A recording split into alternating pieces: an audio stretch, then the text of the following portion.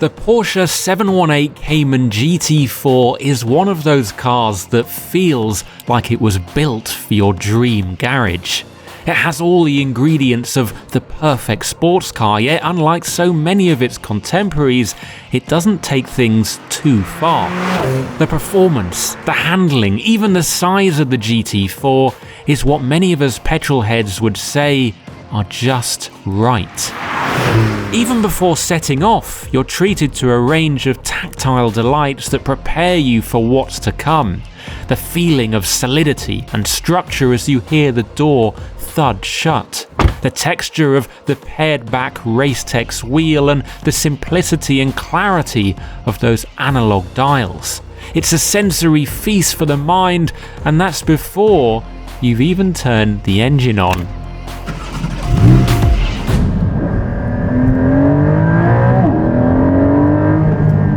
It sounds pretty good, doesn't it?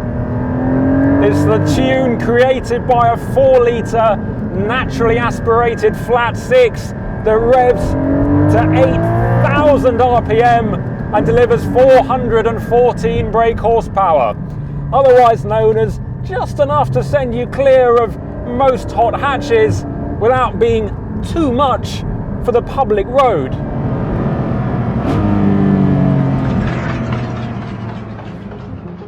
Speaking of which, the GT4 sits on the tarmac really rather nicely. Unlike other track-focused weapons on sale today, the Cayman isn't about 200 feet wide. Instead, it's not much broader than a Ford Focus hatchback, and that means that you can actually place it on one half of a British B road without having to breathe in every time something wider than a milk float passes the other way. When it comes to setting the car up, there's nothing so complicated as programmable drive modes in the GT4. Instead, you've got individual buttons on the center console that basically allow you to make the car even more exciting. So you can make the dampers stiffer, you can quicken up the PDK gearbox, and you can even make this car louder than it already is.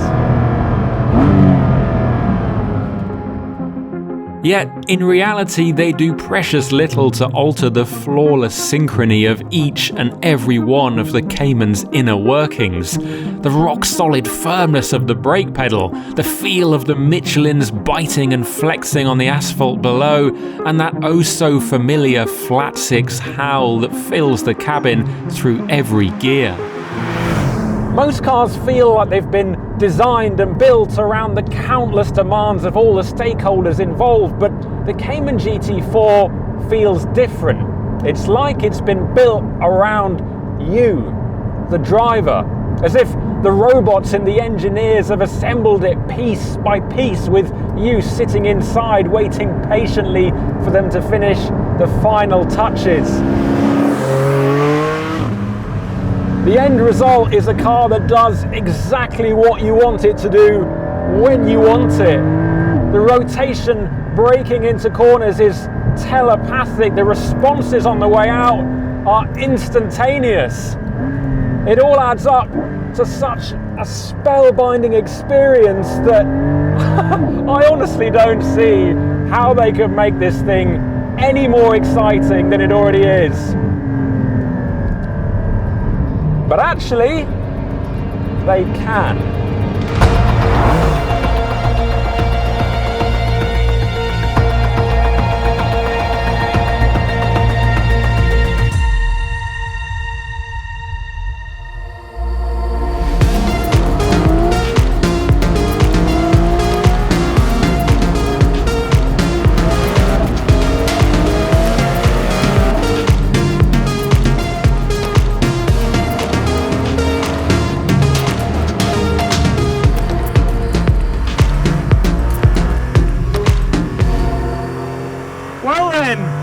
This is a little bit different, isn't it? Or actually is it? Because as you can tell, it still looks, besides from the livery, quite a lot like the road car. And actually the power and the torque, both around 420 brake horsepower and newton meters, aren't that much different. The weight is about 75 kilos been taken out of this racing car compared to the GT4 road car. So there's not a huge difference in that department either. because the series that this car belongs to, which is the Visit Cayman Islands Porsche Cayman Sprint Series in the UK, although you can use it in other championships, is supposed to allow drivers who are used to the road car to hop in this and have a good time straight away and be near enough on the pace. And to help them do that, you've got driver aids. So there's traction control, there's stability control, and also, crucially, there's a 12-stage ABS. So you can have it at 0 with no ABS at all, or you can have it at 12, which gives you all the help you could ever need.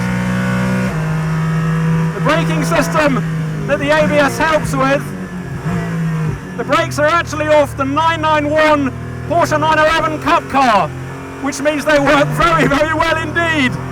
You can just egg yourself to push later and later with them, and because of that ABS, it's not going to take your head off if you get it a little bit wrong.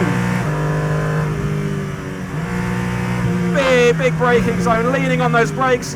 You get some nice little purple lights which tell you if the ABS system is having to be activated, and you can push it a surprisingly long way, even in these conditions before they come on. I mean, let's just stand on it there. I mean, even then, you've got to put about, I think it's 60, 70 bar of pressure through the pedal to get the full travel that it's got. This car is obviously a lot stiffer than the road car as well, primarily because of the racing roll cage. And it's wearing, well, it would be wearing if it was dry, it'll be wearing Michelin slick tyres, which are pretty much the best in the business. And they provide colossal amounts of grip, even the wet equivalents do that.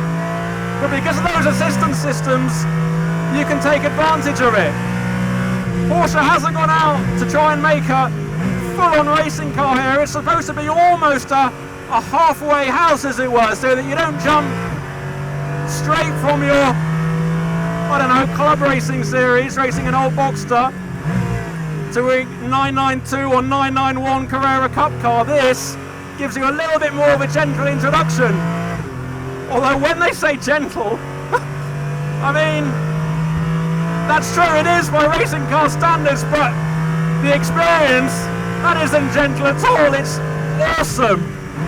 I mean, the engine, we know so much about that 3.8 litre flat six, and with all the noise cancelling and sound deadening and whatever you want to call it taken out, it just sounds even more incredible. It's the 3.8 unleashed. You've still got those majestic responses. It's just in an altogether better package that really gives you a feel for what this car can do.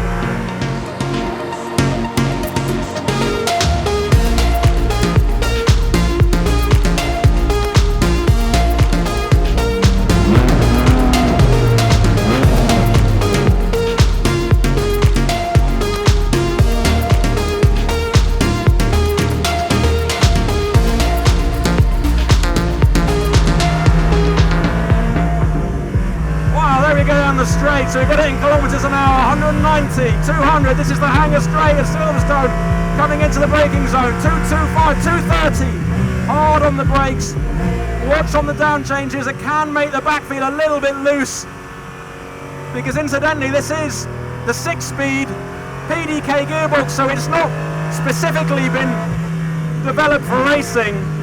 And one thing I have noticed, little quirk about this car, is that when you're braking and you've got those colossal brakes bringing the speed down, you're happy with the level of retardation, and then you go for a gear change and you momentarily lose that engine braking.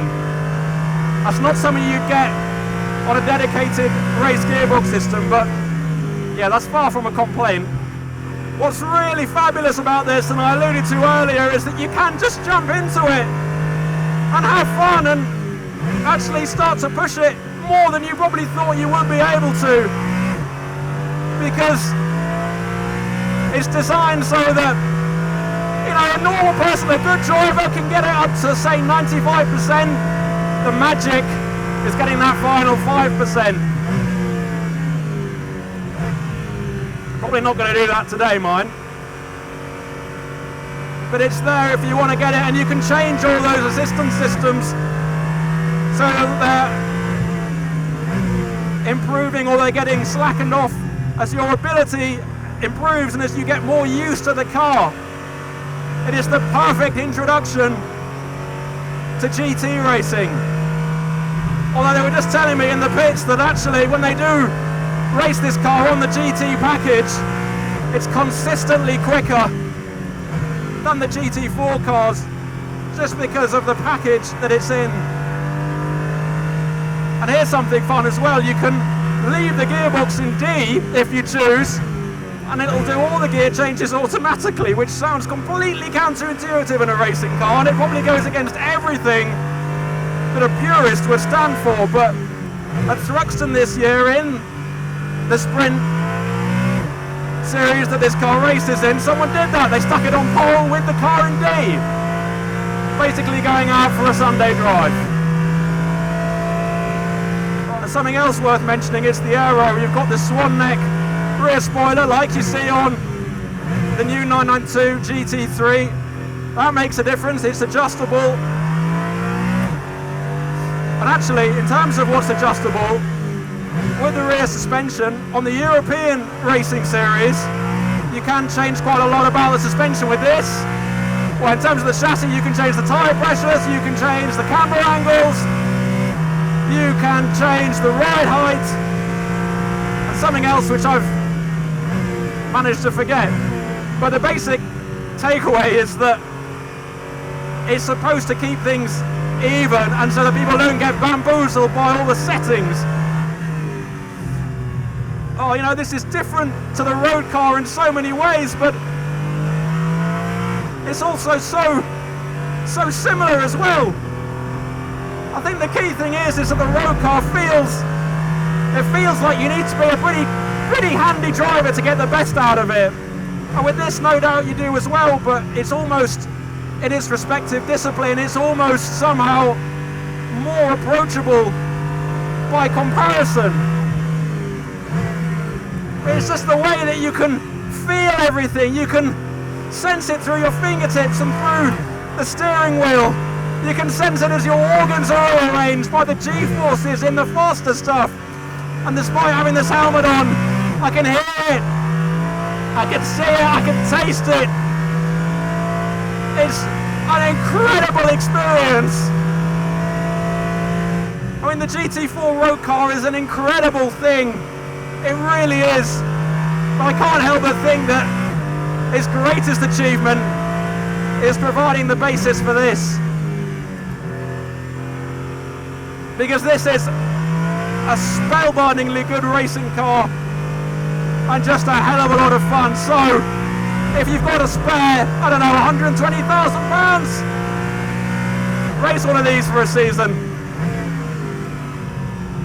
You won't regret it.